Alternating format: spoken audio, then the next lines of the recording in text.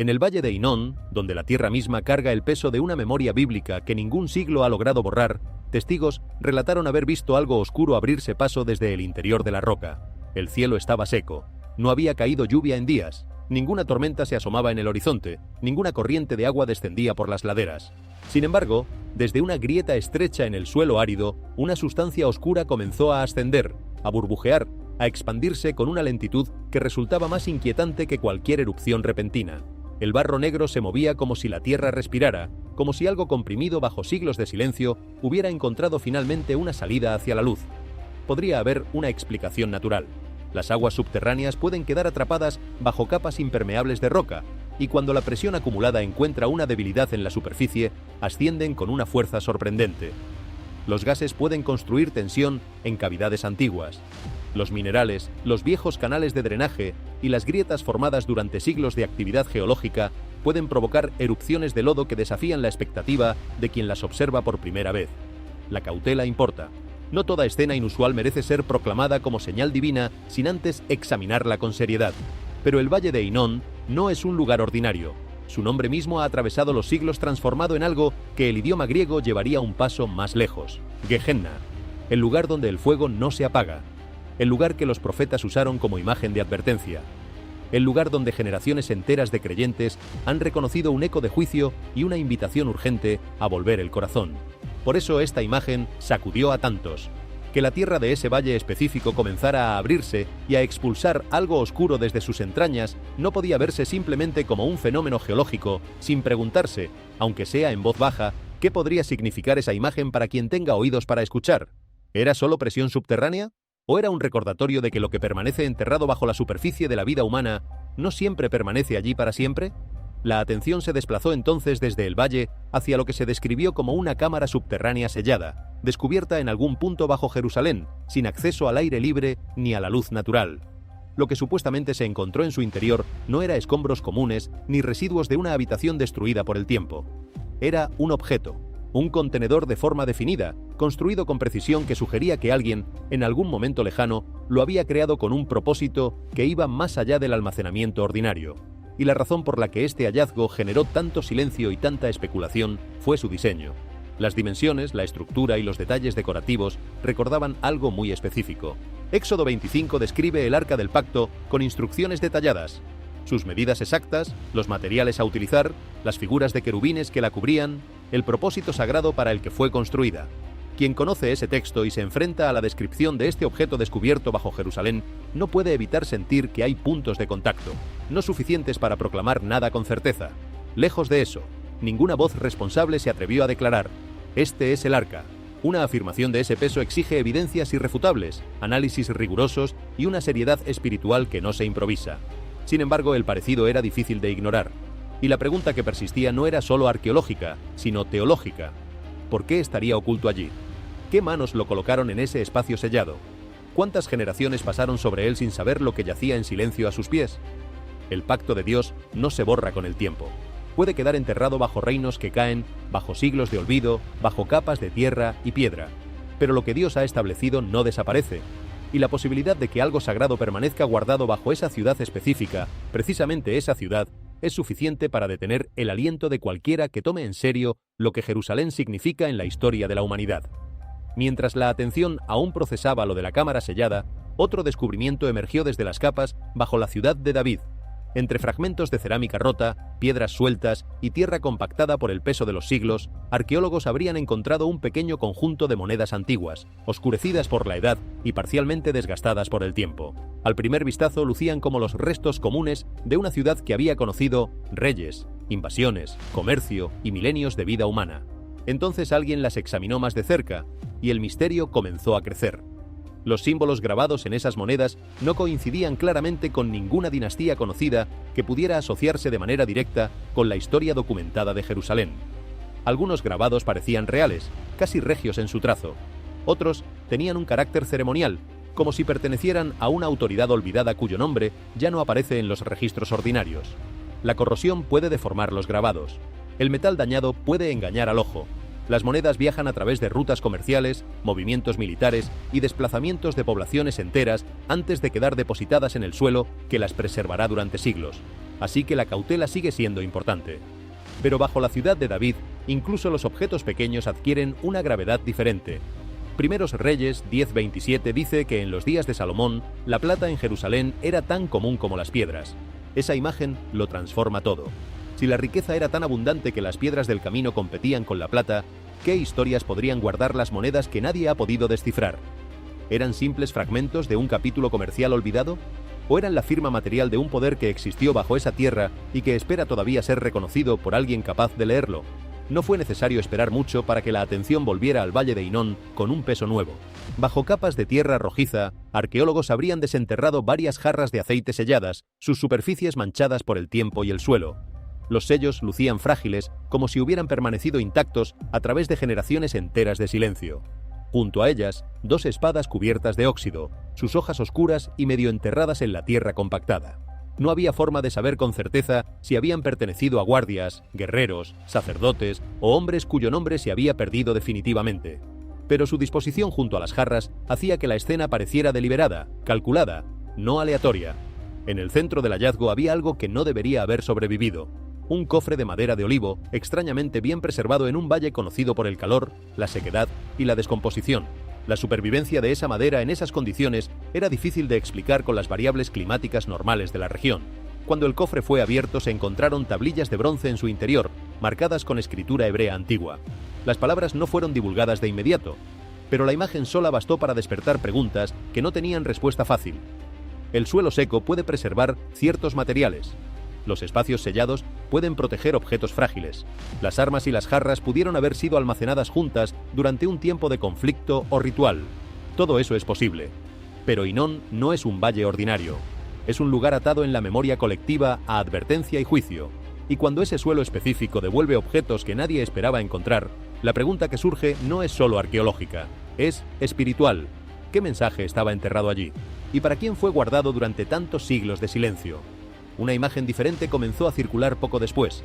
En un fragmento de piedra antigua, una sustancia oscura de tono rojizo parecía fluir lentamente desde las grietas de la superficie, moviéndose como una mancha que emergía desde el interior del muro. El color era lo que detenía a quienes la veían. Demasiado intenso, demasiado cargado simbólicamente, demasiado difícil de ignorar simplemente como anomalía mineral. La cautela sigue siendo fundamental. No hubo confirmación oficial de qué era realmente esa sustancia. Podría haber sido agua cargada de minerales, óxido filtrado por humedad, una iluminación inusual, distorsión de cámara o incluso alteración digital. No toda imagen extraña merece ser tratada como una señal o una advertencia. Pero el texto que muchos creyentes asociaron con esa imagen fue Lucas 19:40, donde Jesús dijo que si sus seguidores callaban, las mismas piedras clamarían. No como amenaza, como recordatorio de que hay un momento en que incluso la materia inanimada puede convertirse en voz cuando los seres humanos eligen el silencio. ¿Era esto solo un misterio en línea? ¿O era una imagen que invitaba a la humanidad a escuchar antes de que hasta las piedras tuvieran que hablar? Mientras las miradas aún estaban sobre Jerusalén, otra imagen comenzó a generar conversación. Sobre el Monte de los Olivos, testigos describieron nubes que se formaban en una figura que recordaba una cruz. No era fija ni tallada en el cielo. Se desplazaba lentamente, apareciendo y desvaneciéndose a medida que la luz atravesaba los bordes de las nubes. Y en esa claridad cambiante algunos dijeron ver algo más. Un rostro luminoso formándose dentro del mismo banco de nubes, suave y distante, como si contemplara la colina sagrada desde las alturas del cielo. Los escépticos ofrecieron una explicación directa. Pareidolia, esa tendencia natural del cerebro humano a reconocer formas familiares en nubes, sombras o luz. Y puede ser que tengan razón. Las nubes forman patrones que parecen cargados de significado por apenas unos segundos antes de disolverse en algo irreconocible. Pero para los creyentes, la ubicación lo cambiaba todo. El Monte de los Olivos está profundamente ligado al regreso de Cristo. Hechos 1 describe a Jesús ascendiendo desde ese lugar y a los ángeles declarando que volvería de la misma manera. Entonces la pregunta no era si las nubes probaban algo. La pregunta era por qué esa visión movió el corazón de tantos. ¿Por qué hizo que personas en todo el mundo se detuvieran, miraran hacia arriba y recordaran que el regreso de Cristo no es solo una idea teológica? Es una promesa que los creyentes llevan consigo con esperanza viva. Un temblor golpeó Jerusalén sin aviso previo. No hubo una acumulación lenta, ningún largo rumor subterráneo que diera tiempo a prepararse. De pronto la ciudad antigua se movió bajo sus propios cimientos. Las paredes de piedra vibraron, las ventanas repiquetearon. La gente se alejó de los edificios mirando alrededor en confusión, tratando de entender si el movimiento era local o parte de algo mayor.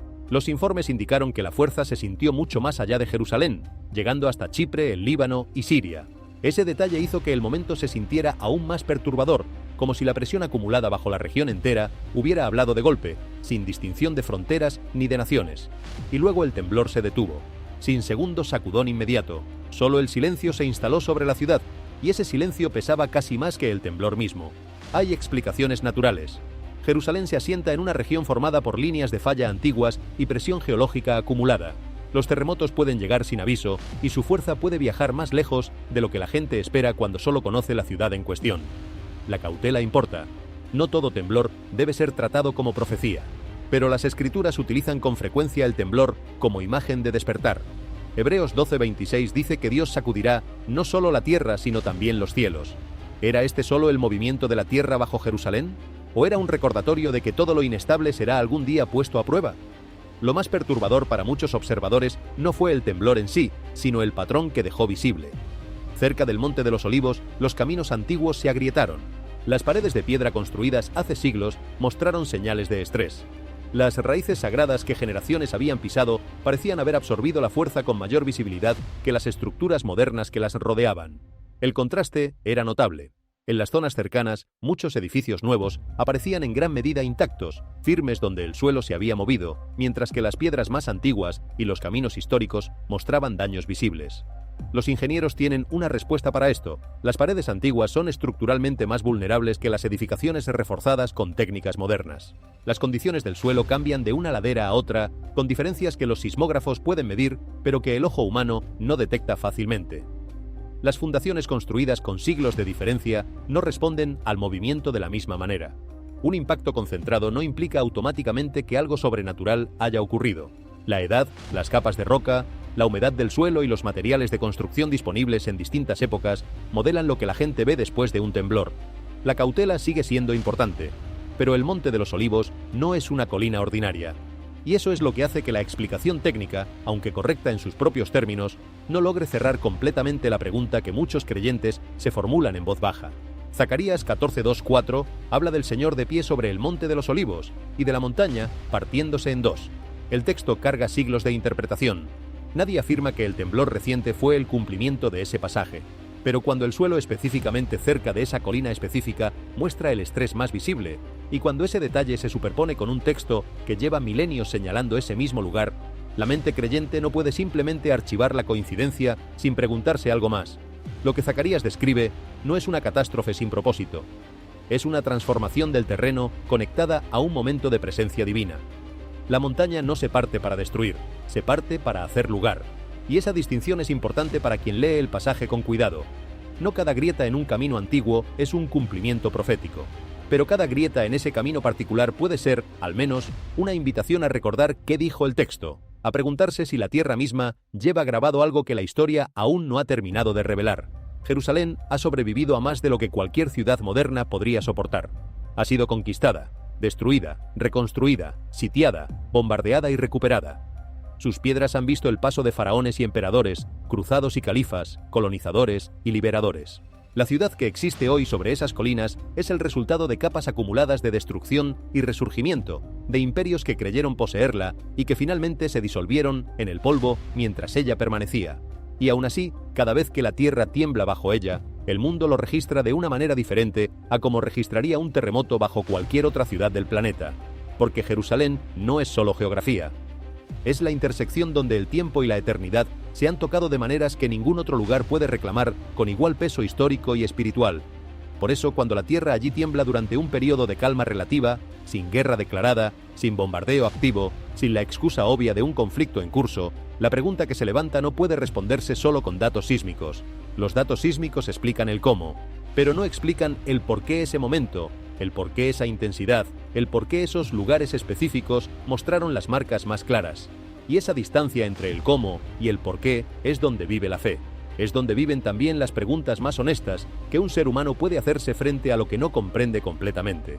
El llamado no es al pánico, no es a construir teorías apresuradas sobre fechas o cumplimientos inmediatos. El llamado es a la humildad, a reconocer que vivimos sobre tierra que no nos pertenece completamente, dentro de una historia que no comenzó con nosotros y que no terminará según nuestros planes personales. Y esa humildad, cultivada en silencio antes de que llegue la sacudida, es exactamente el tipo de preparación que las Escrituras describen una y otra vez como el corazón de la vida fiel. Cuando el polvo del temblor comenzaba a asentarse sobre los caminos agrietados del Monte de los Olivos, otro fenómeno sobre Jerusalén desplazó la atención hacia el cielo. Grandes bandadas de cuervos, cornejas y pájaros negros comenzaron a desplazarse sobre la ciudad, oscureciendo secciones enteras del aire mientras cruzaban sobre tejados, murallas antiguas y colinas sagradas. Al principio podía parecer un movimiento ordinario de aves, el tipo de espectáculo que cualquier ciudad experimenta en determinadas épocas del año. Pero los testigos describían algo diferente en el comportamiento de esas bandadas, algo que resistía la categoría de lo simplemente migratorio. No volaban en una dirección calmada. Giraban de repente, retrocedían sobre sí mismas, se dispersaban y volvían a congregarse como si una fuerza invisible las atrajera por encima de la ciudad. Contra el cielo pálido de Jerusalén, sus alas negras creaban una imagen que era difícil de ver sin que algo en el pecho respondiera a ella. Inquietante, hermosa en su extrañeza, imposible de ignorar completamente. Hay una explicación natural para esto.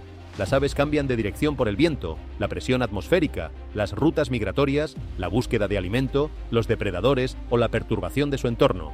Los cuervos son aves inteligentes y su movimiento en grupo puede parecer extraño incluso cuando no ocurre nada sobrenatural.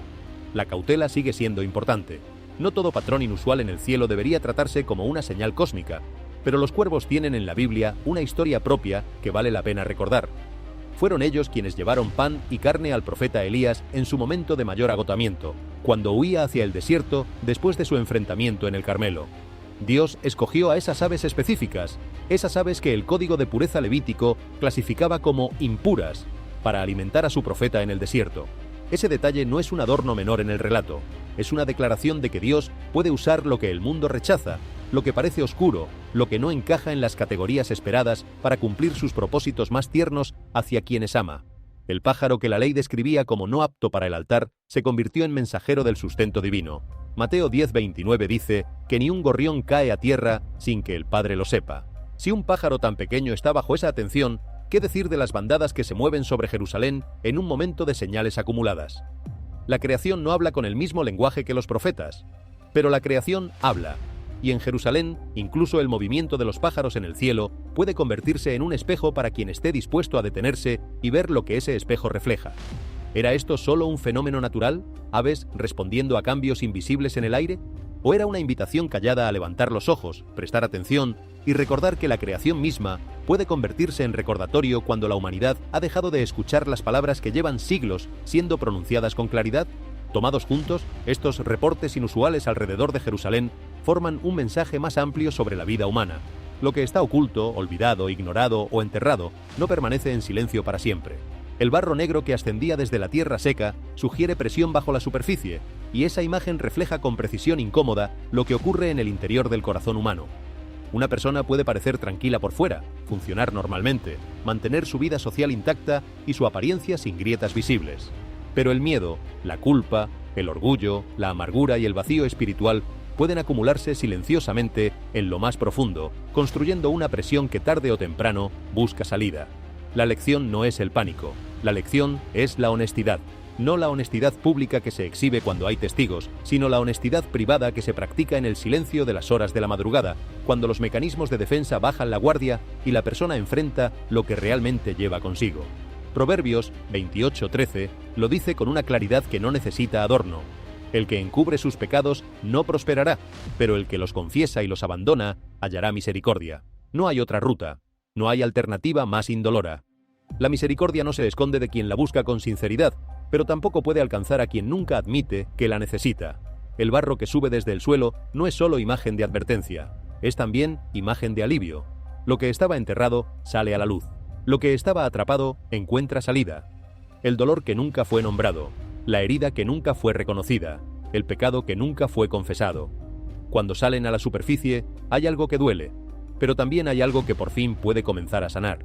La confesión no destruye a quien la hace, la libera de cargar a solas con lo que se volvió demasiado pesado para seguir ocultando. Los artefactos misteriosos y las monedas antiguas señalan hacia otra dimensión de la condición humana, la ilusión de la permanencia. Las civilizaciones se levantan. Los reyes gobiernan con una autoridad que parece indestructible en su propio tiempo, que se siente eterna para quienes viven bajo ella. La riqueza pasa de mano en mano. Los objetos que una generación consideró sagrados e imprescindibles quedan enterrados bajo el polvo que la siguiente generación ni siquiera reconoce como suyo. La historia repite esta lección con una paciencia que bordea la crueldad. Todo lo que los seres humanos construyen sin humildad puede quedar sepultado. Todo lo que esconden de Dios puede ser desenterrado por el tiempo. Eclesiastés 12:14 no deja espacio para la autocomplacencia. Dios traerá toda obra a juicio, incluyendo todo lo oculto, sea bueno o sea malo. Esa no es una amenaza diseñada para aterrorizar, sino una verdad diseñada para liberar. Porque si todo será visto, entonces no hay valor en pretender. No hay ventaja en mantener la apariencia cuando la realidad interior es diferente. Lo que importa es lo que realmente es, no lo que parece.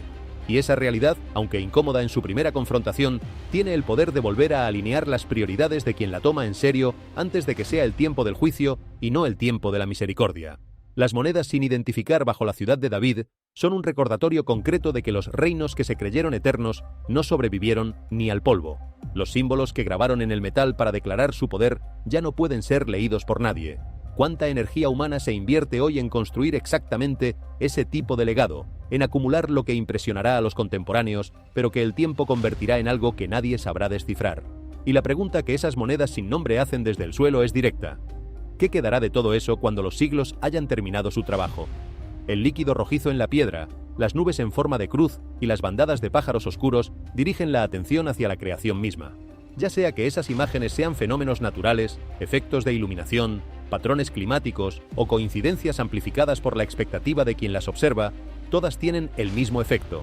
Interrumpen la rutina. Hacen que la persona que iba camino al trabajo o que miraba el teléfono distraídamente levante la vista. Se detenga. Se pregunte algo que no se había preguntado esa mañana. Las Escrituras enseñan que la creación puede despertar el alma. El Salmo 19:1 dice que los cielos cuentan la gloria de Dios y que el firmamento proclama la obra de sus manos. No se necesita un milagro espectacular para que la creación cumpla esa función. A veces basta una puesta de sol en el lugar correcto, o el sonido del viento atravesando un campo vacío, o la imagen de nubes moviéndose sobre una ciudad antigua para que algo en el interior humano recuerde que no está solo, que existe algo más grande, que hay un creador a quien este mundo pertenece. La creación no reemplaza las Escrituras, pero puede voltear la cara de quien había dejado de leerlas hacia el origen de todo lo que existe y de todo lo que sostiene la vida. Esto no significa que cada nube tenga un mensaje codificado destinado a un individuo en particular. Significa que el mundo que habitamos fue diseñado con intención y que esa intención se asoma con regularidad a través de lo que Dios hizo para recordarle a la humanidad que Él está presente. Levantar los ojos no es superstición, es el primer movimiento de la reverencia. Y la reverencia, cuando es genuina, cambia la manera en que una persona vive el resto del día. El terremoto repentino y el estrés concentrado cerca de las rutas sagradas antiguas hablan de inestabilidad, y esa inestabilidad no es solo geológica, no es un fenómeno que se agota en los registros sísmicos. Los seres humanos construyen vidas sobre cosas que se sienten sólidas: edificios, sistemas, dinero, salud, planes, relaciones, el sentido de control sobre las circunstancias. La solidez de esas cosas es real dentro de ciertos límites, pero solo dentro de ciertos límites. Un solo temblor puede recordarle a una ciudad entera que la fuerza humana tiene un techo que no fue fijado por los ingenieros que construyeron los cimientos. El Salmo 46:1 lo dice de una manera que lleva siglos siendo suficiente. Dios es nuestro refugio y fortaleza, nuestro pronto auxilio en las tribulaciones. Eso no es poesía diseñada para consolar a quienes no tienen otra opción. Es una declaración de donde se encuentra la estabilidad real. No en las estructuras que los seres humanos construyen, sino en el carácter de quien sostiene todo lo que existe. Y esa estabilidad no depende de que las circunstancias externas sean favorables. Está disponible precisamente cuando todo lo externo comienza a moverse y todo lo que parecía seguro revela sus límites. La humildad que surge de esa comprensión no es debilidad, no es resignación pasiva frente a lo que no puede cambiarse. Es la postura correcta de un ser creado frente a su creador. Y esa humildad, cuando es genuina, produce algo que ninguna cantidad de logros humanos puede replicar. Una paz que no depende de que las circunstancias estén bajo control, que no se desmorona cuando el suelo literalmente tiembla. La conexión más profunda entre estas señales y la vida diaria es esta. hay una invitación a despertar antes de que la crisis fuerce ese despertar. Un objeto extraño bajo la tierra, una bandada oscura en el cielo, un temblor bajo los pies pueden convertirse en espejos. Preguntan si la humanidad está escuchando, si las familias están volviendo hacia la paz, si las naciones están eligiendo la justicia, si los corazones están regresando a Dios. Y también recuerdan que el arrepentimiento no es debilidad, no es la derrota de quien no pudo seguir fingiendo, es el comienzo de la sanidad para quien tuvo el valor de reconocer que la necesita. Para los creyentes, la respuesta más segura no es el miedo, ni la especulación, ni las afirmaciones sensacionalistas que recorren las redes en busca de atención. Es la oración, el arrepentimiento, la compasión y la esperanza. Segundo de Crónicas 7:14 lo dice de una manera que no ha necesitado ser actualizada en 3000 años. Si mi pueblo, sobre el cual mi nombre es invocado, se humillare, orare y buscara mi rostro, y se convirtiere de sus malos caminos, entonces yo oiré desde los cielos, y perdonaré sus pecados, y sanaré su tierra. Ese es el mensaje que estos escenarios pueden dejar atrás. No que cada evento sea sobrenatural, no que cada imagen en línea sea una señal que debe interpretarse con urgencia, sino que cada momento puede convertirse en una invitación a volver a Dios. Y esa invitación es misericordia antes del juicio, es luz antes de que caiga una oscuridad más profunda, es la mano extendida de quien podría exigir y elige en cambio esperar. La lección de todos estos eventos no es que la gente deba precipitarse hacia el miedo, sino que aprenda a leer la vida con humildad. Las escenas extrañas cerca de Jerusalén, ya sean naturales, malentendidas o todavía sin explicación, recuerdan a la humanidad que el mundo visible es frágil. Una ciudad puede parecer fuerte, las piedras pueden parecer permanentes, la historia puede parecer enterrada para siempre. Y sin embargo, un momento inusual puede hacer que la gente se detenga y haga las preguntas más profundas sobre el alma. La primera lección es que la gente no debería poner su confianza únicamente en lo que puede construir o controlar. Jesús dijo en Mateo 6:19, «No acumuléis para vosotros tesoros en la tierra, donde la polilla y el óxido corroen. Las monedas antiguas, las cámaras selladas y los objetos olvidados señalan todos hacia la misma verdad. La riqueza, el poder y la gloria humana no duran para siempre. Lo que permanece es la condición del corazón ante Dios, ese estado interior que ningún tiempo puede falsificar y ningún poder puede comprar». La segunda lección es que las cosas ocultas deben llevarnos al autoexamen, no a la acusación de los demás. Cuando algo sube del suelo o aparece desde debajo de las piedras antiguas, se convierte en imagen de la vida interior. Muchas personas esconden dolor, orgullo, celos o incredulidad, mientras continúan su rutina diaria como si todo estuviera en orden. Pero el Salmo 139:23 dice, «Escudriñame, oh Dios, y conoce mi corazón». Esa es la respuesta más segura. No juzgar a los demás, sino pedirle a Dios que revele lo que necesita sanidad dentro de nosotros.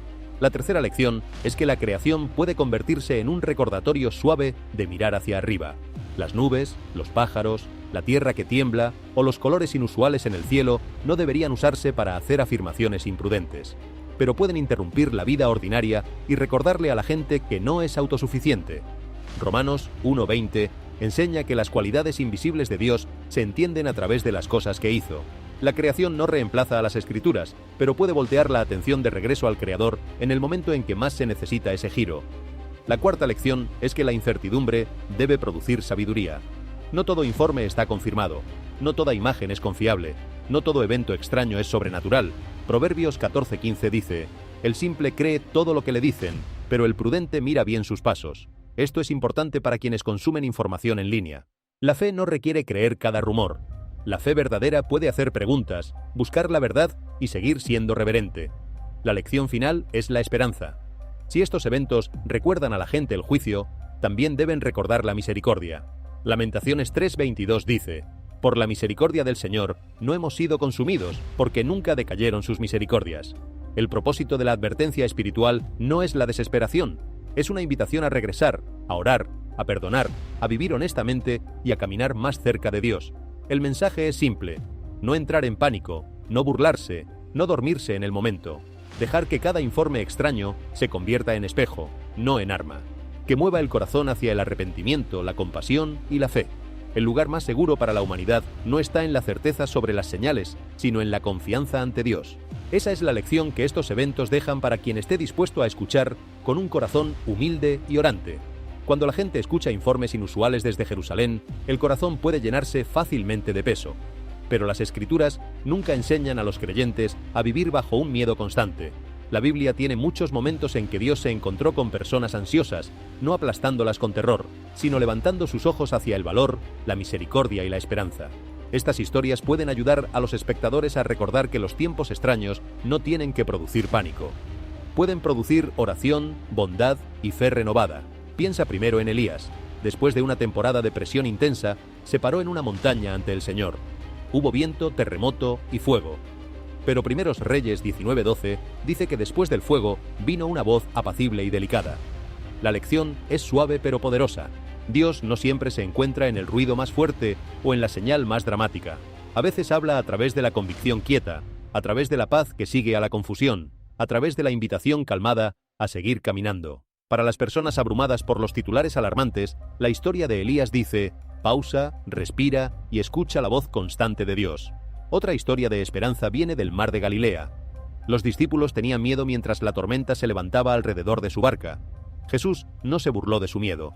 Se paró en medio de su pánico y dijo en Marcos 4:39, «Calla, enmudece». El viento cesó y el mar se calmó por completo. Esta historia nos recuerda que la fe no es la ausencia de tormentas. La fe es saber quién está con nosotros dentro de la tormenta. Cuando el mundo se siente inestable, Cristo sigue llamando a la gente hacia una paz más fuerte que las olas. La historia de Ruth también trae consuelo.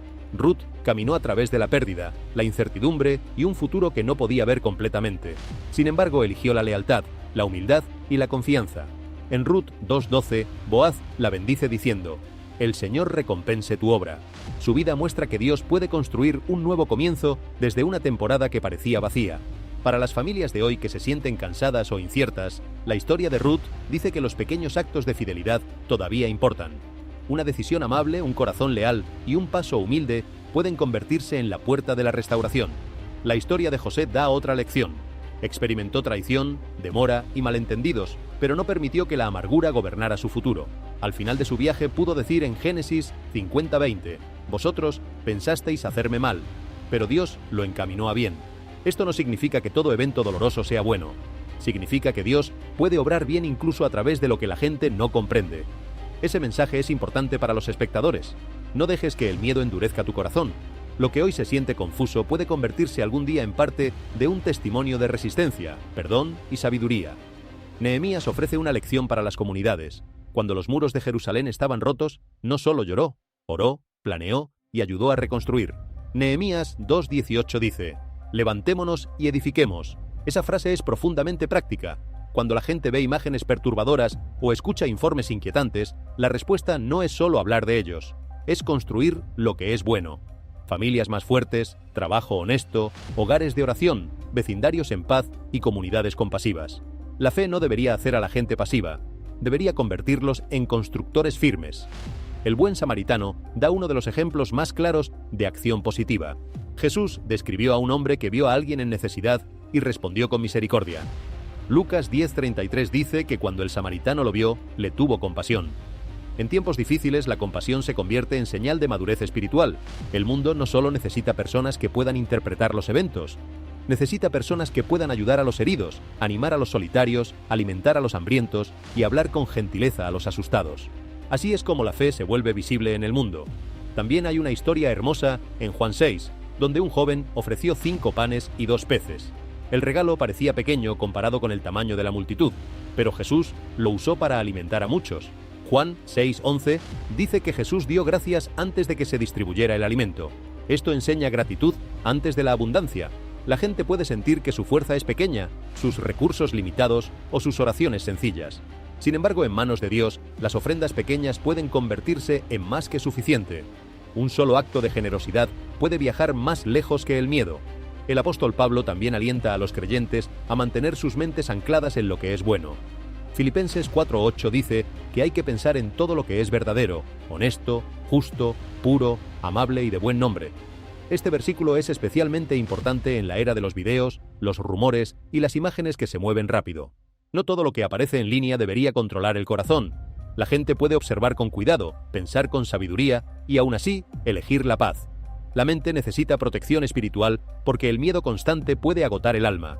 Las Escrituras invitan a la gente a enfocarse no en la negación, sino en la verdad llena de esperanza.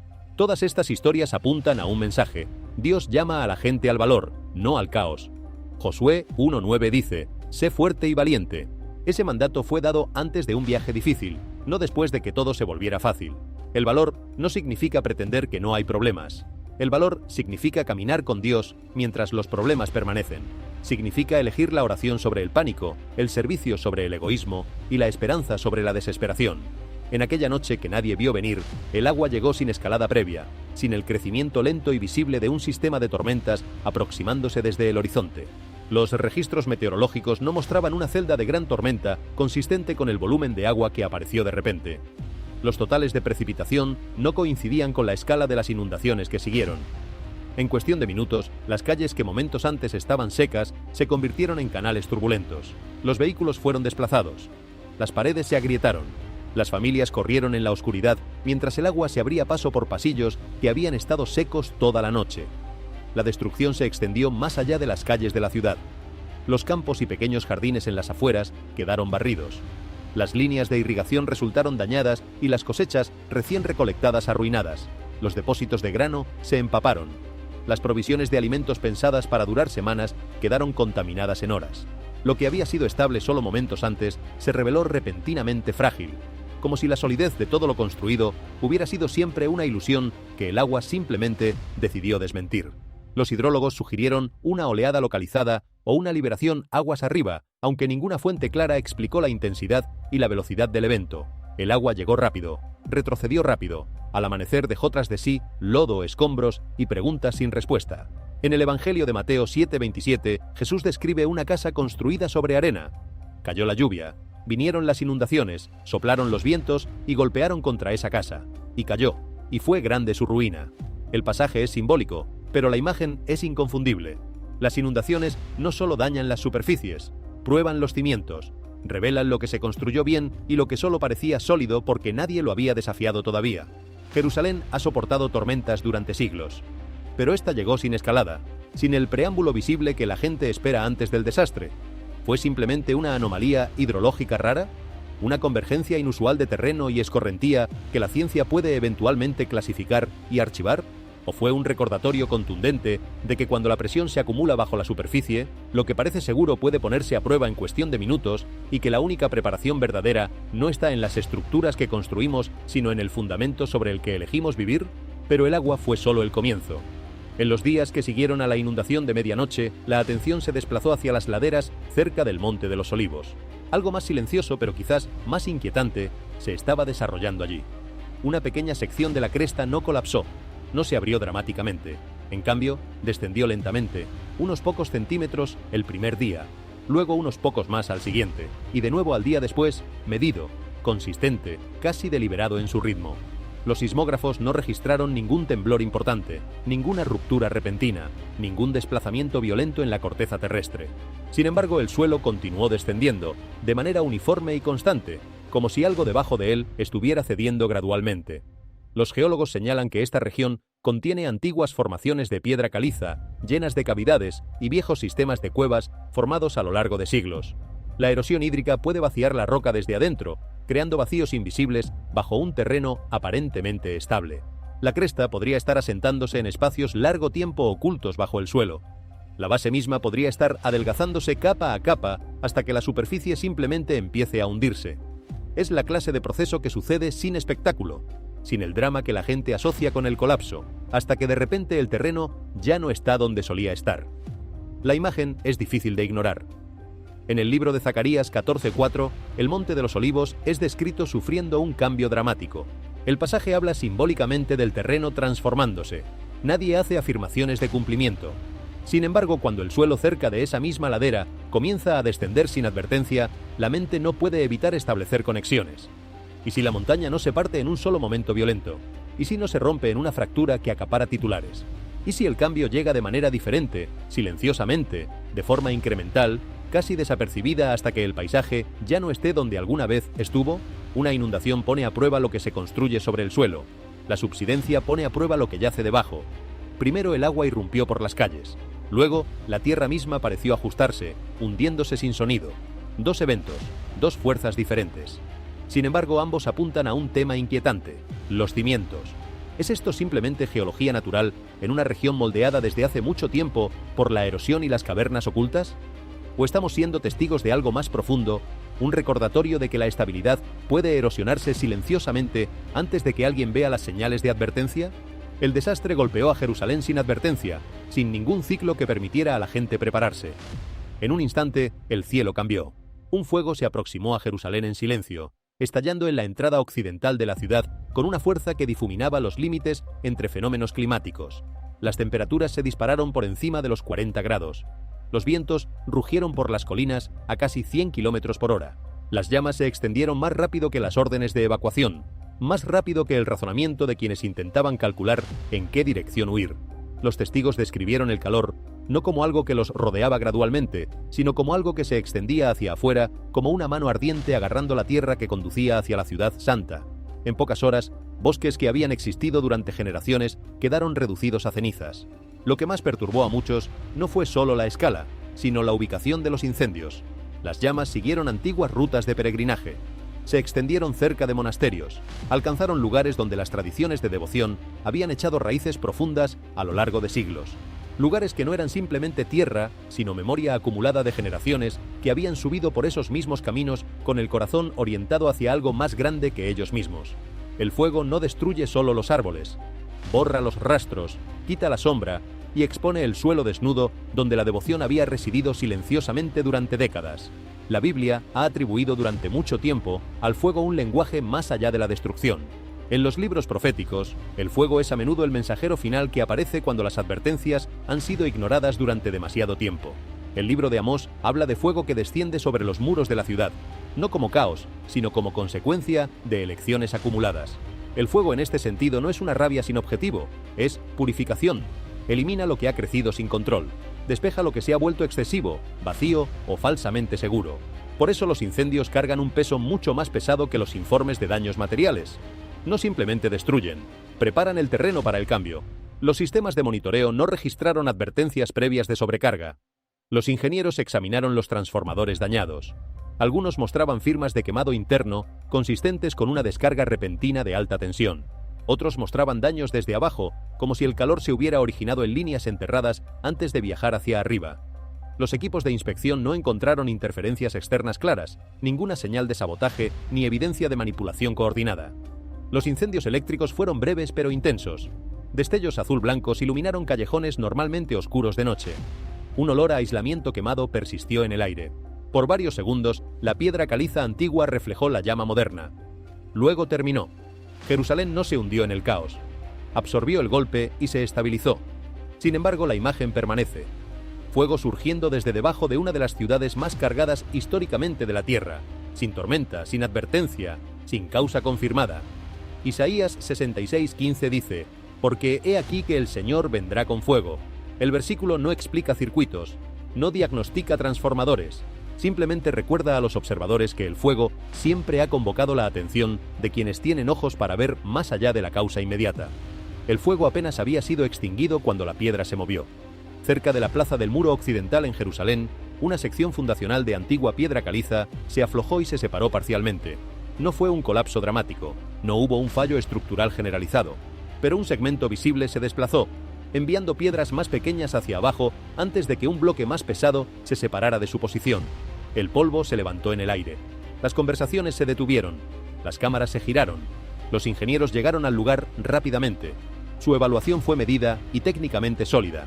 El muro occidental está construido con enormes bloques de piedra caliza colocados en capas a lo largo de siglos.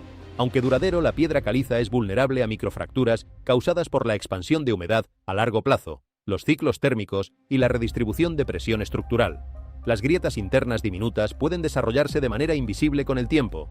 Un cambio sutil en la alineación que soporta carga, incluso uno menor, puede permitir que la gravedad complete lo que la edad ya ha preparado.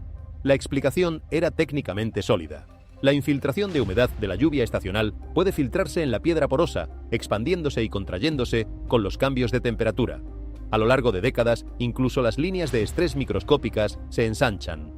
Añade las vibraciones del tráfico peatonal moderno, las obras de infraestructura cercanas y el asentamiento natural bajo una ciudad antigua, y el debilitamiento gradual se vuelve inevitable desde una perspectiva de ingeniería. Sin embargo, La ubicación cambió la percepción. El daño no estaba disperso aleatoriamente por la ciudad vieja. Ocurrió en uno de los corredores más simbólicamente sagrados de Jerusalén, un lugar donde millones se reúnen anualmente en oración. El muro occidental no es solo arquitectura, es continuidad. Representa la supervivencia a través de la conquista, el exilio y la reconstrucción. Incluso un desplazamiento estructural menor en ese espacio tiene un peso que va más allá de los diagramas de distribución de carga. Para miles de millones de personas, Jerusalén no es simplemente una ciudad política o un punto histórico en un mapa. Es un centro espiritual profundamente conectado a la profecía bíblica.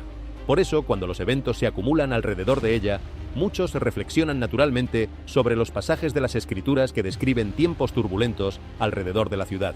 En el Evangelio de Mateo 24:6, Jesús advirtió a sus seguidores: «Oiréis de guerras y rumores de guerras, pero ved que no os turbéis, porque es necesario que todo esto acontezca».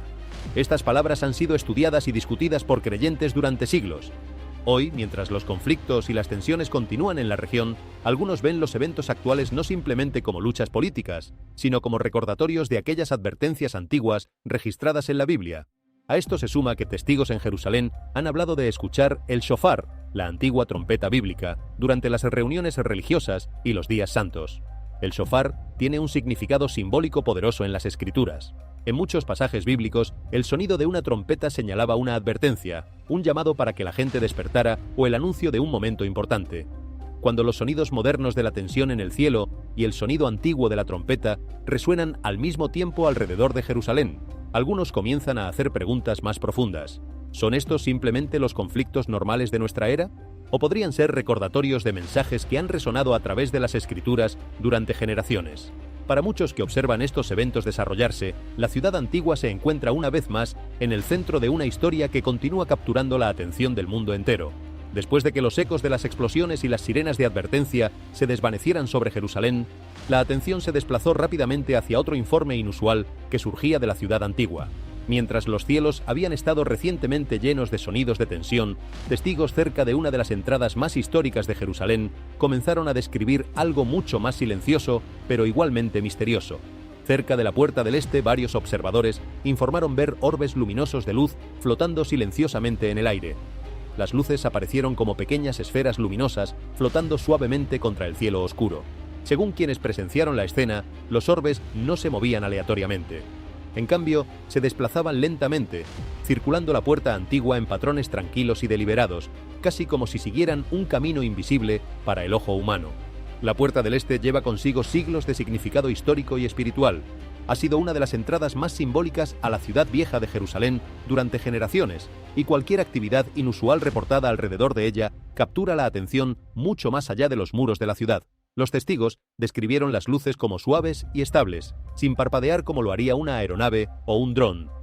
Algunos dijeron que las esferas parecían hacer una pausa breve antes de moverse nuevamente, manteniendo una formación tranquila sobre las piedras antiguas.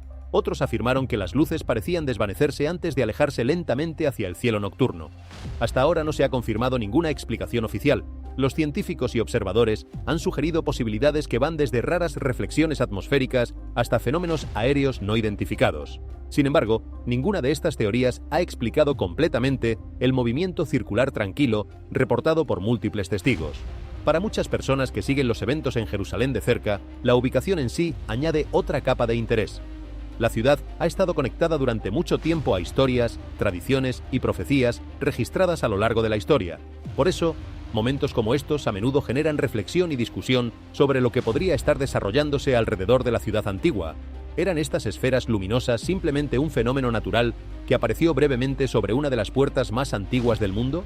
¿O fue otro momento inexplicable en una ciudad donde la historia, la fe y el misterio se han intersectado durante miles de años? No mucho después de que los misteriosos orbes fueran reportados cerca de la puerta del este, otro avistamiento inusual comenzó a capturar la atención en toda Jerusalén. Esta vez, el fenómeno no apareció cerca de las murallas antiguas, sino alto sobre la ciudad misma. Tarde en la noche, los residentes comenzaron a notar una extraña formación de luz tomando forma lentamente sobre Jerusalén. Al principio aparecía tenue, un débil resplandor blanco formando un patrón circular en el cielo. Pero a medida que pasaban los momentos, la luz se volvió más brillante y comenzó a torcerse en una espiral visible. Lo que había comenzado como un suave resplandor se transformó en una enorme espiral de luz que se extendía por el cielo oscuro. Algunos observadores comenzaron a referirse al fenómeno como la espiral de Sukkot, porque apareció alrededor del tiempo del Festival Judío de Sukkot, una temporada tradicionalmente asociada con el recuerdo y la reflexión espiritual. La espiral continuó expandiéndose lentamente. Su color gradualmente se desplazó de un blanco pálido a un suave tono dorado que iluminó partes de las nubes sobre la ciudad. Testigos de varios barrios reportaron ver la misma formación. Algunos describieron la espiral moviéndose despacio, casi como si el cielo mismo estuviera rotando. Otros dijeron que la luz parecía suspendida sobre las nubes antes de desvanecerse gradualmente. Las imágenes y los clips de video cortos comenzaron a circular en línea rápidamente, con personas de todo el mundo tratando de entender lo que había aparecido sobre la ciudad antigua. Se han sugerido explicaciones naturales, incluyendo reflexiones atmosféricas inusuales o actividad a gran altitud. Sin embargo, para muchos que vieron la espiral brillando sobre Jerusalén, el momento se sintió raro y difícil de explicar completamente. Jerusalén ha sido durante mucho tiempo un lugar donde la historia, la fe y el misterio a menudo se intersectan. Por eso, avistamientos inusuales en los cielos sobre la ciudad tienden a capturar atención mucho más allá de la región. ¿Era esta espiral simplemente un raro fenómeno visual que apareció por unos breves momentos sobre la ciudad? ¿O podría ser otro evento inexplicable añadiendo a los muchos informes inusuales conectados a la antigua ciudad? Mientras la atención permanecía enfocada en los avistamientos inusuales reportados en el cielo sobre Jerusalén, otro descubrimiento bajo el suelo comenzó a atraer el interés tranquilo de los investigadores.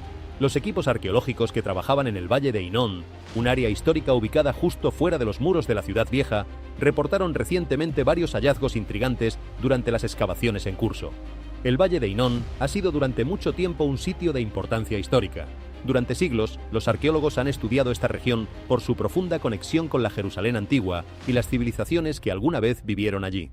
Durante los trabajos recientes en el área, los investigadores descubrieron varias jarras de arcilla antiguas enterradas bajo capas de tierra y piedra.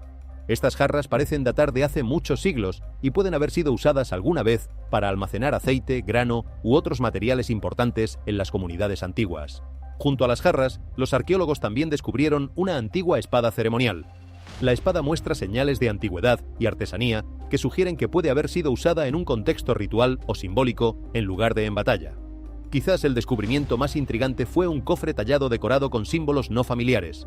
Las marcas grabadas en la superficie del cofre parecen cuidadosamente diseñadas, aunque su significado exacto aún no ha sido completamente comprendido. Los investigadores están estudiando actualmente los patrones para determinar si representan símbolos culturales, marcas religiosas o decoración artística de un período histórico particular.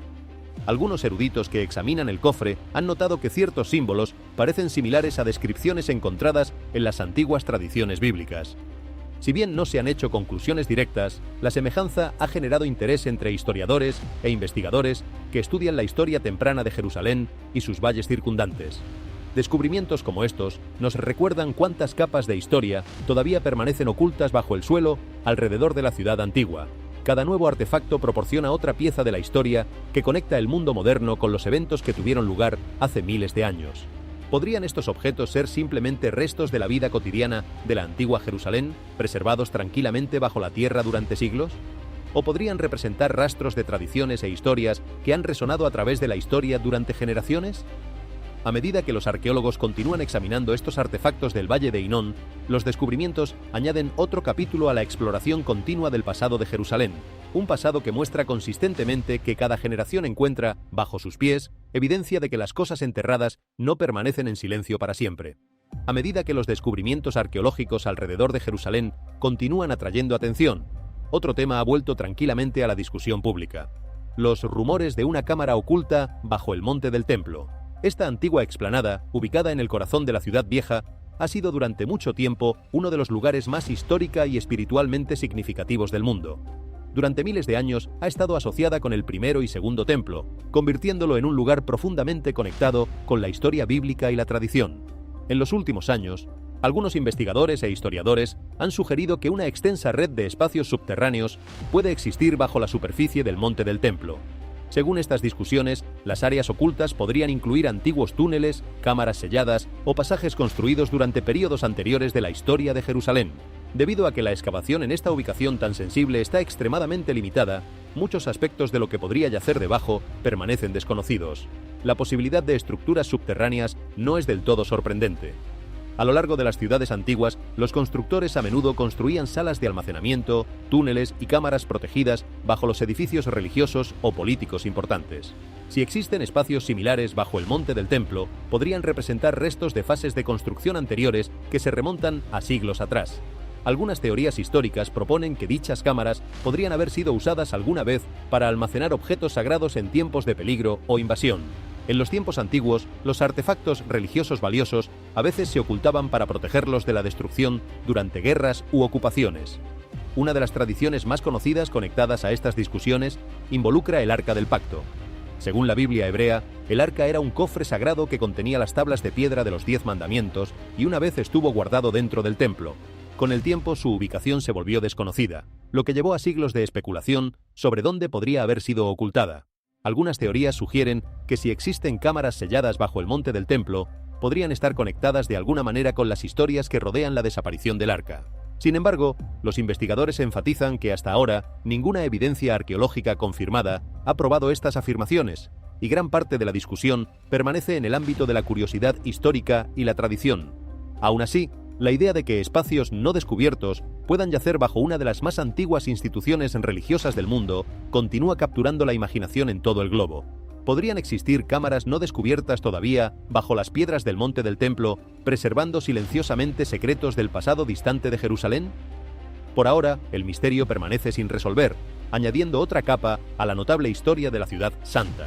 A lo largo de la historia, Jerusalén ha estado en el centro de la expectativa espiritual y la reflexión profética. Durante miles de años los creyentes han mirado hacia esta ciudad antigua, no solo como un lugar de historia, sino como un lugar conectado a la historia que se desarrolla en la Biblia. Por eso, cuando ocurren eventos inusuales alrededor de Jerusalén, ya sea en el cielo sobre ella, en los descubrimientos bajo su suelo o en las tensiones que rodean la región, muchas personas se vuelven naturalmente a las Escrituras para entender lo que estos momentos podrían significar. La Biblia contiene numerosos pasajes que describen señales que aparecerían en el mundo antes del regreso de Cristo. Una de las profecías más conocidas se encuentra en el Evangelio de Lucas. Jesús dijo en Lucas 21:25: «Habrá señales en el sol, en la luna y en las estrellas, y en la tierra angustia de las naciones, confundidas a causa del bramido del mar y de las olas». Para muchos creyentes, este versículo describe un tiempo en que tanto los cielos como la tierra mostrarían señales inusuales, mientras las naciones experimentan agitación e incertidumbre. Cuando se reportan luces extrañas o fenómenos inusuales en el cielo sobre Jerusalén, algunos observadores recuerdan pasajes como este. La Biblia a menudo usa la imagen de los cielos para describir momentos en que Dios llama la atención hacia eventos importantes. El profeta Joel habló de un tiempo en que el cielo mismo se convertiría en señal. En Joel 2:30-31 dice: «Y daré prodigios en el cielo y en la tierra, sangre y fuego y columnas de humo. El sol se convertirá en tinieblas y la luna en sangre, antes que venga el día grande y espantoso del Señor».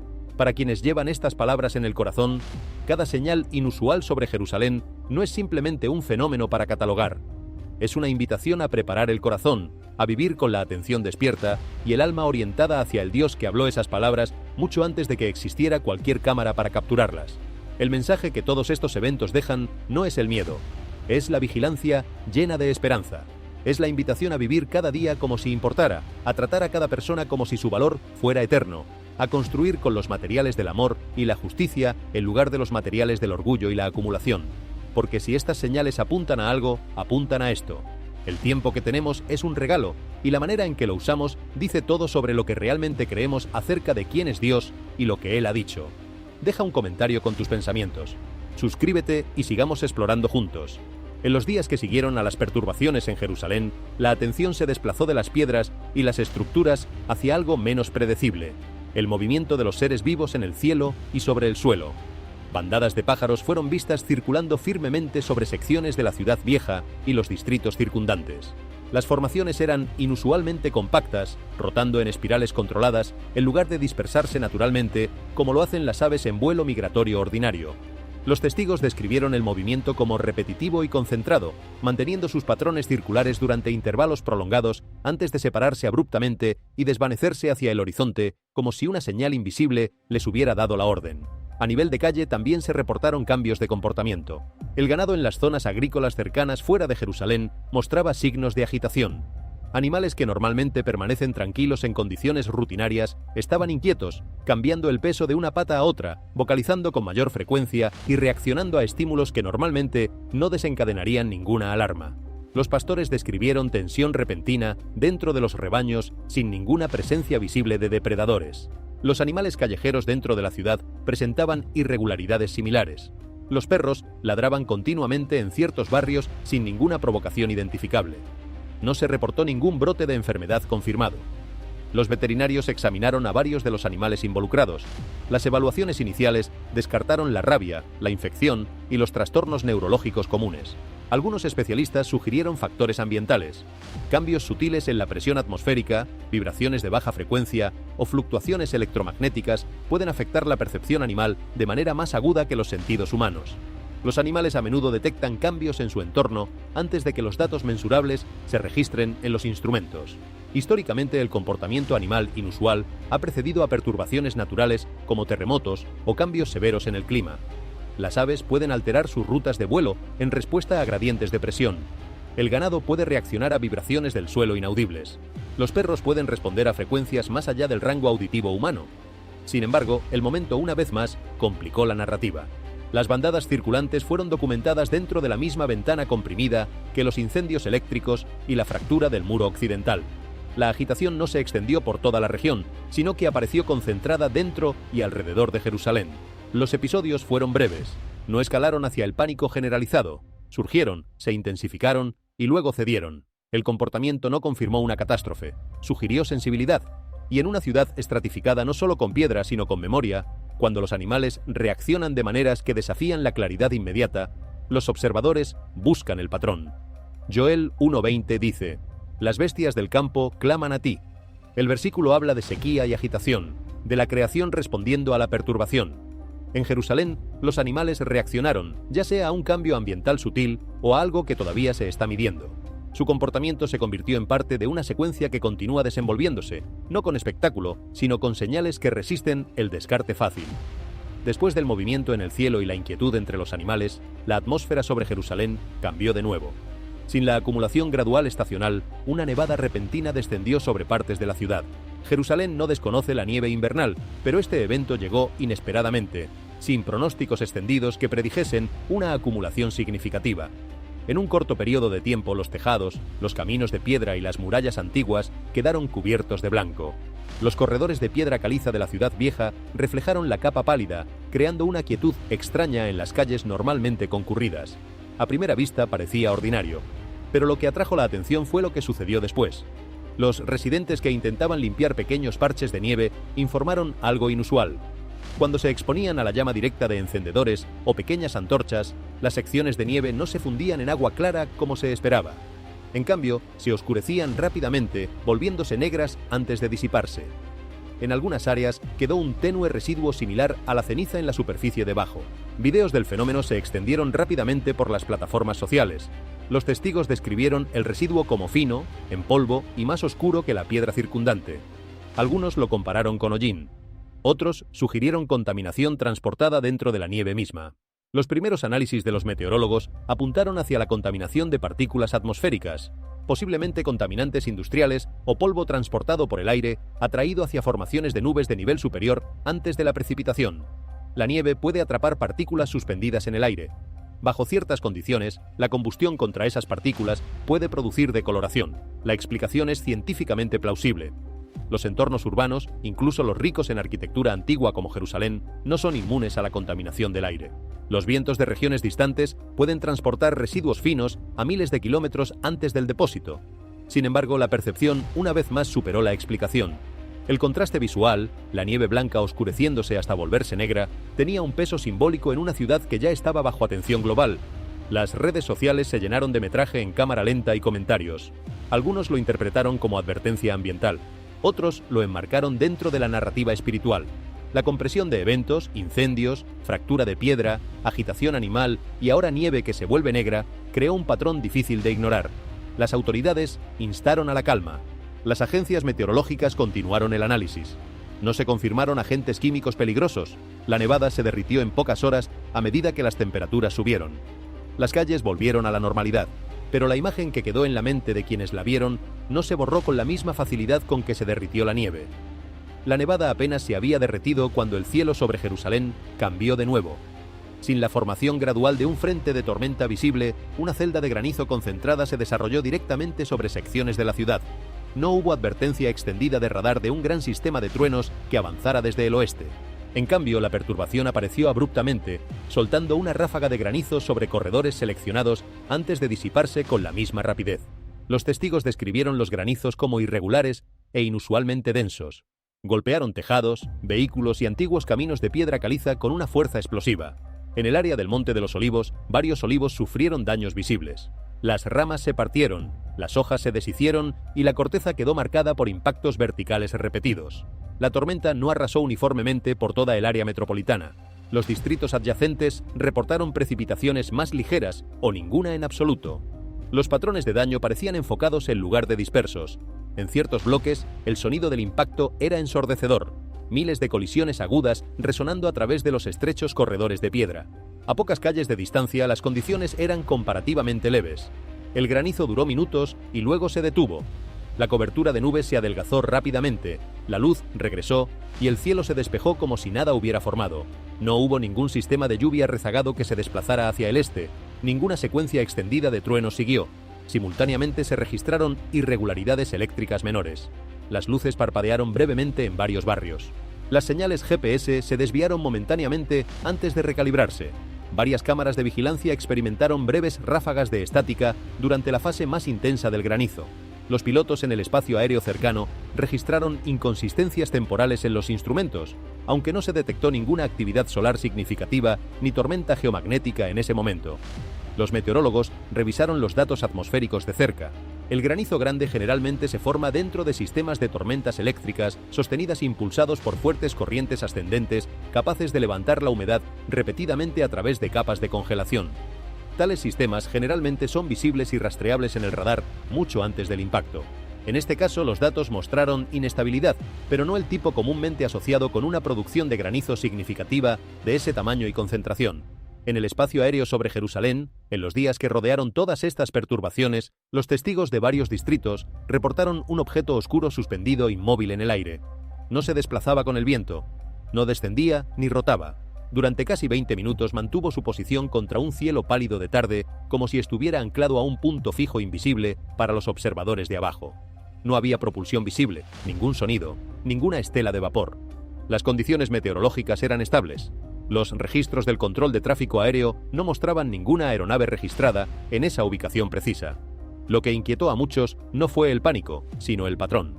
Las aves que se acercaban al área no se dispersaban. En cambio, las bandadas circulaban el objeto en arcos tensos y deliberados, manteniendo la distancia mientras se movían en arcos coordinados. El movimiento no era frenético ni aleatorio. Se asemejaba más a la vigilancia que al vuelo instintivo. Casi al mismo tiempo, perturbaciones menores pero mensurables comenzaron a registrarse en los sistemas a nivel del suelo. Los dispositivos GPS mostraban una ligera deriva posicional.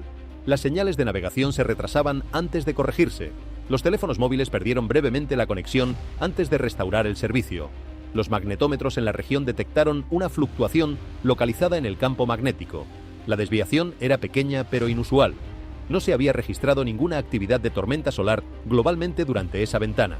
Los monitores del clima espacial permanecieron despejados. La interferencia parecía contenida y temporal. En minutos el objeto se había ido. Sin aceleración, sin rastro de desvanecimiento. Simplemente dejó de ser visible.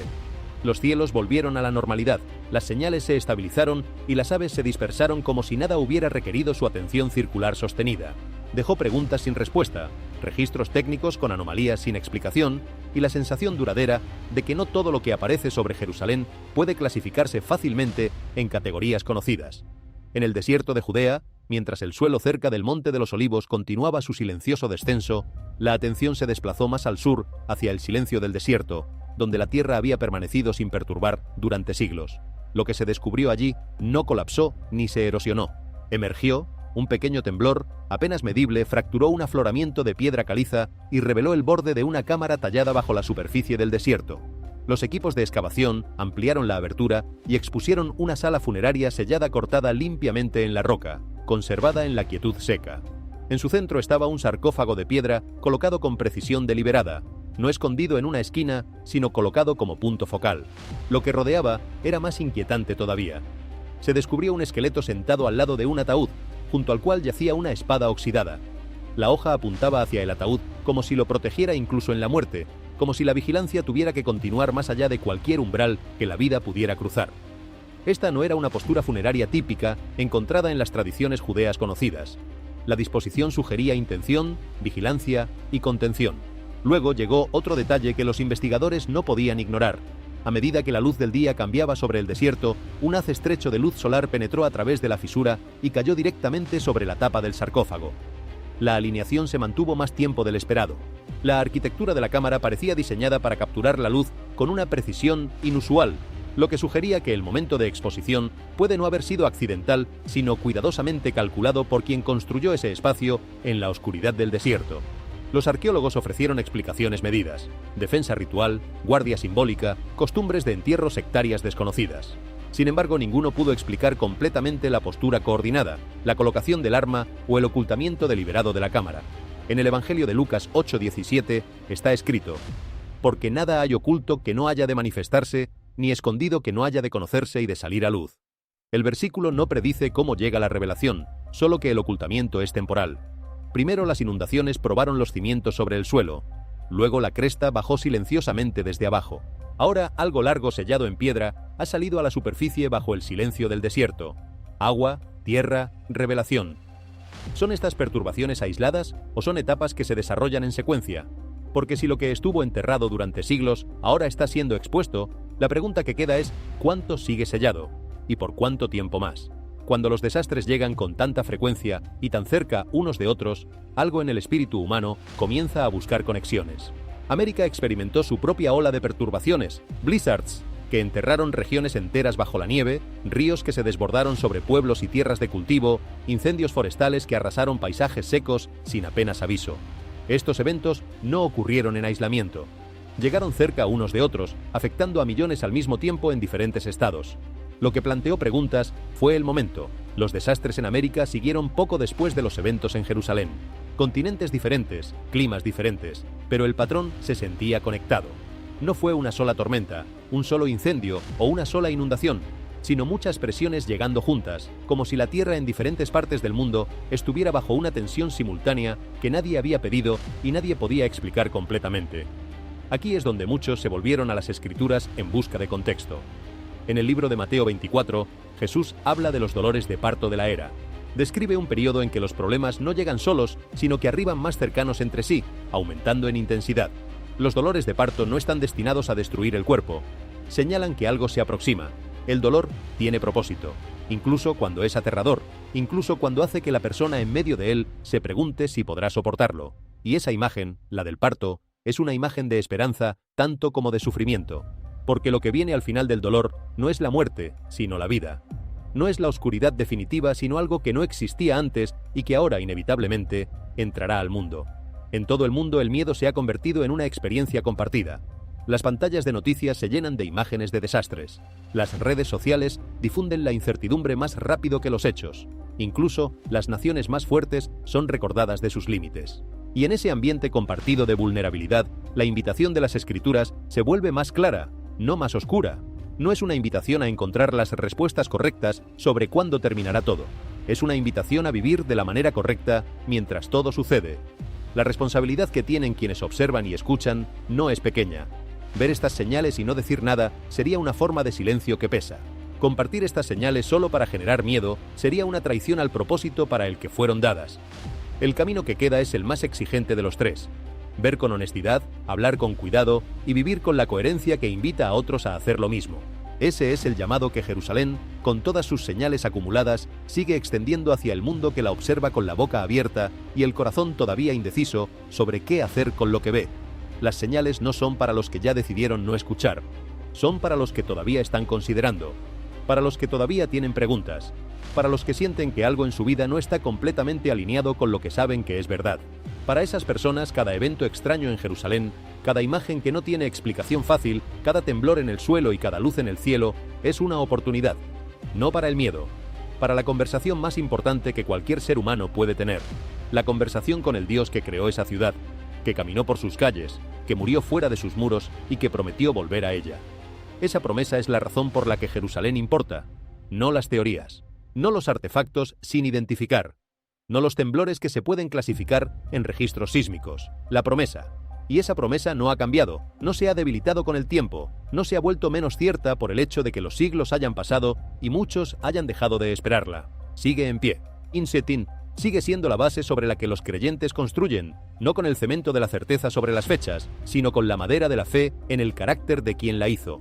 Porque al final, lo que estas señales ofrecen no es información sobre el calendario, ofrecen una imagen del estado del mundo, una imagen del estado del corazón humano, una imagen de lo que es posible cuando alguien decide, en medio de todo el ruido y toda la incertidumbre, inclinar la cabeza, abrir las manos y decir: Señor, aquí estoy.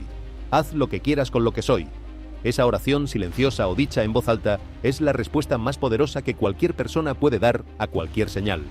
No porque cambie el cielo, porque cambia al que ora. Y cuando el corazón de las personas cambia, algo en el mundo que las rodea empieza a cambiar también. Lentamente, silenciosamente, de la misma manera en que el barro sube desde el suelo y la espiral de luz aparece sobre la ciudad y el suelo desciende bajo la montaña, sin espectáculo, sin anuncio, pero real, completamente real. Hubo un contraste que muchos no olvidaron tan fácilmente. Mientras el valle de Cedrón rugía bajo las aguas de la inundación, con su fondo siendo obliterado por la corriente turbia que arrancaba raíces y piedras y arrastraba siglos de depósito comprimido hacia el mar, la vista al norte contaba una historia diferente. El monte Hermón estaba cubierto de nieve blanca e inmaculada. No había corrientes furiosas, no había caos, solo la caída suave de la nieve, cubriendo con uniformidad la cima y las laderas rocosas. Arriba todo era tranquilo y sin perturbar. Abajo la tierra estaba sacudida, el agua desbordaba las calles y los valles. Todo era pesado y caótico, pero sobre el Hermón, cubierto de blanco puro, todo permanecía firme e imperturbable ante lo que ocurría más abajo, el mismo cielo. Dos imágenes completamente diferentes apareciendo simultáneamente. El monte Hermón tiene un significado especial en la Biblia. Es el lugar donde Jesús fue transfigurado, donde su gloria celestial fue revelada ante los ojos de sus discípulos. El blanco de la nieve a menudo simboliza santidad, pureza y lo que pertenece al cielo. No llega para destruir, sino para cubrir suavemente como señal de paz. La pregunta que esa imagen dejaba sin complicaciones, pero sin respuesta sencilla, era esta. Cuando estas señales aparecen, ¿dónde estamos nosotros? ¿Abajo en el valle fangoso, arrastrados por lo que no controlamos? ¿O en camino hacia terreno más elevado, orientando el corazón hacia lo que no puede ser sacudido? Esa no es una pregunta retórica diseñada para producir culpa. Es una pregunta de orientación, la misma que los discípulos se hacían en la barca cuando el agua subía alrededor de ellos, la misma que Elías se hacía en la cueva cuando el viento rugía afuera, la misma que Nehemías se hacía frente a los muros en ruinas de la ciudad que amaba. No es la pregunta de quien ya se perdió, es la pregunta de quien todavía puede elegir qué dirección tomar. Y mientras quede tiempo para elegir, la pregunta sigue siendo una invitación, no una condena. El huracán Byron trajo lluvia récord, derramándose sobre tierras previamente secas y áridas. El suelo no pudo absorberlas con suficiente rapidez. El agua no tenía ruta de escape.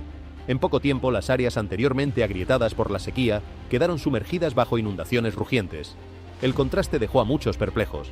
Las zonas más escasas de agua eran ahora las más severamente inundadas. El color marrón oscuro del agua que corría por los valles, ese tono de tierra arrancada de las laderas, era en el lenguaje bíblico el color del juicio, el color de lo que se transforma cuando la paciencia llega a su límite. No es solo barro lo que se mueve, son capas. Los sedimentos se desplazan, las rocas antiguas salen a la superficie. Las capas de historia comprimidas durante miles de años comienzan a aflorar. El agua no llega a borrar la historia, sino a exponer lo que ha estado oculto durante demasiado tiempo. Y esa imagen, la del agua como reveladora, atraviesa toda la tradición bíblica desde los días en que Noé miró por primera vez hacia una tierra lavada hasta la imagen del río que Ezequiel vio fluyendo desde el templo, sanando todo lo que tocaba a su paso. En el libro de Zacarías 14:4, los valles son descritos como transformándose, separándose, expandiéndose, ya no conservando su forma original. Los valles en la Biblia son donde se revela la verdad. Cuando el agua sube, lo que ha estado enterrado durante mucho tiempo ya no puede permanecer dormido. Bajo Jerusalén, esto comienza a suceder literalmente. Los sedimentos se desplazan. Las rocas antiguas salen a la superficie. Las capas de historia comprimidas durante miles de años comienzan a aflorar. Lo que cada generación enterró ya sea por necesidad, por miedo, por vergüenza o simplemente porque el tiempo pasó y nadie recordó dónde quedaban las cosas, regresa a la superficie cuando el agua hace su trabajo. El fuego que siguió a las inundaciones siguió las rutas de peregrinaje, escaló por las colinas donde los pies de los devotos habían desgastado la piedra durante generaciones, alcanzó los bordes de los monasterios donde las comunidades habían mantenido vigias de oración durante siglos. Se acercó peligrosamente a lugares donde el suelo mismo parecía impregnado de oraciones susurradas, de rodillas dobladas, de manos extendidas hacia el cielo a lo largo de épocas que ningún registro histórico capturó completamente. El fuego no discriminaba entre lo sagrado y lo ordinario, pero que sus llamas siguieran específicamente esos corredores de devoción era algo que la gente notó con una mezcla de terror y reverencia. El fuego en la tradición bíblica no es simplemente destructor, es transformador. Cuando Dios se reveló a Moisés en el desierto, eligió un arbusto que ardía pero no se consumía.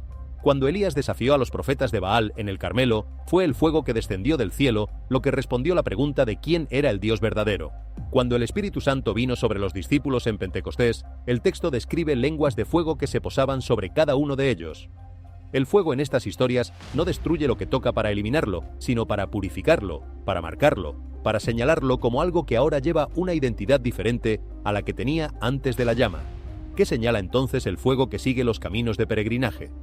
No que la devoción sea inútil, no que los lugares sagrados no tengan valor, sino tal vez que la forma exterior de la devoción, los caminos bien pisados, los rituales conocidos, los edificios familiares, no es lo mismo que la sustancia interior que esos caminos y rituales fueron diseñados para cultivar. El fuego quema la forma. Lo que queda después, si queda algo, es lo que siempre fue real. La pregunta que el fuego deja sobre los caminos de peregrinaje es la misma que deja en el corazón humano. ¿Hay algo dentro de todo esto que pueda sobrevivir a las llamas? Esa pregunta no tiene respuesta fácil, pero es la pregunta correcta. Y las personas que logran hacerse esa pregunta con honestidad, sin defensas, sin el escudo protector de la respuesta teológica automática, son las que tienen más posibilidades de encontrar algo genuino del otro lado del fuego, algo que ninguna llama pueda tocar, porque no está hecho del material que las llamas consumen, sino del material que las llamas revelan, fe que persiste cuando no hay razón conveniente para persistir, amor que continúa cuando el costo es alto, esperanza que no cede aunque las circunstancias no den razones para mantenerla viva. Hay algo que une todos estos eventos más allá de su ubicación geográfica compartida. Cada uno de ellos llega sin la escalada previa que la gente espera. El barro sube de un suelo que estaba seco. El temblor llega sin el largo aviso de la presión acumulada. El fuego aparece sin la tormenta que debería precederlo. El granizo cae sin el sistema que debería formarlo. El objeto en el cielo aparece sin ninguna trayectoria que lo anuncie. Lo que unifica estos eventos no es que sean sobrenaturales, porque no todos pueden afirmarse como tales. Lo que los une es la ausencia del preludio esperado, la ausencia del tiempo de preparación, la manera en que cada uno simplemente estaba allí, ya presente, antes de que alguien tuviera la oportunidad de estar listo. Eso es exactamente lo que las Escrituras dicen sobre los tiempos del fin. No que habrá señales tan claras que todos sabrán exactamente qué está pasando, sino que habrá una sorpresa que alcanzará a los que no estaban atentos. Primera de Tesalonicenses 5:2 dice que el día del Señor vendrá como ladrón en la noche. La imagen no es de terror, sino de inesperadez. El ladrón no anuncia su llegada. Llega cuando nadie lo espera, cuando la guardia está baja, cuando la casa parece segura porque nada ha pasado en mucho tiempo y la posibilidad del peligro ha dejado de sentirse urgente. La respuesta a eso no es vivir aterrorizado. La respuesta es vivir despierto. Hay una diferencia enorme entre el miedo y la vigilancia. El miedo paraliza.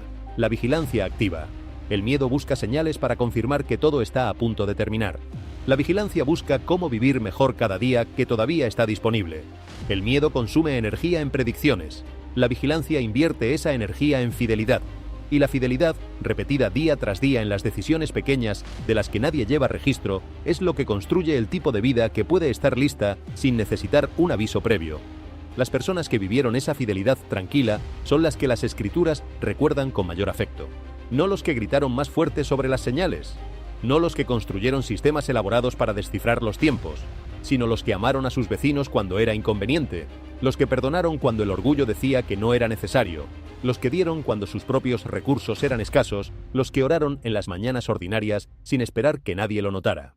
Esas vidas, silenciosas y constantes, son el tipo de preparación que ninguna señal en el cielo puede reemplazar y ninguna falta de señal puede invalidar. Jerusalén sigue en pie. Sus piedras han absorbido todo lo que la historia les ha arrojado.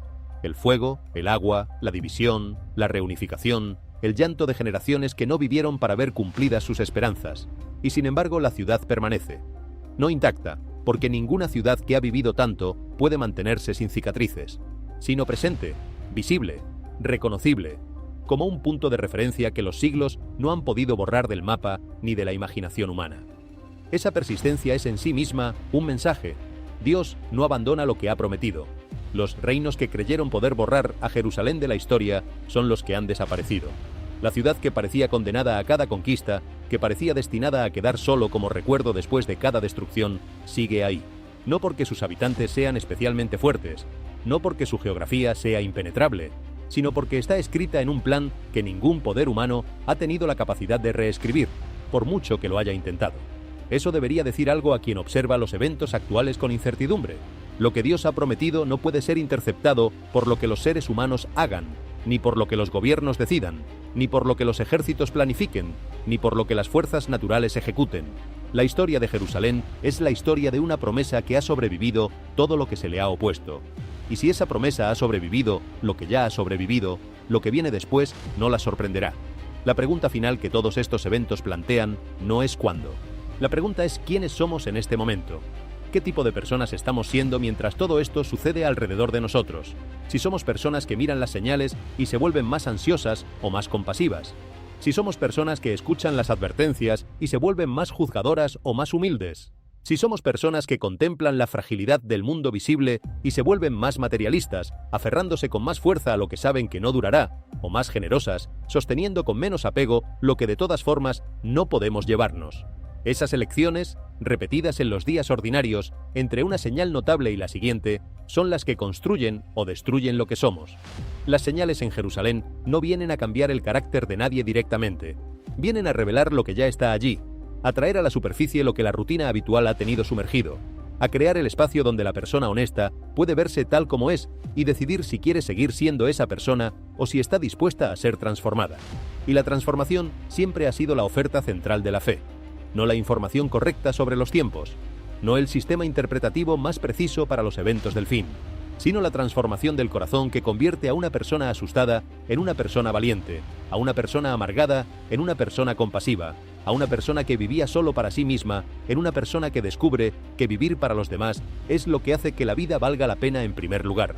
Eso es lo que Jerusalén ha enseñado durante miles de años a quienes estuvieron dispuestos a aprender.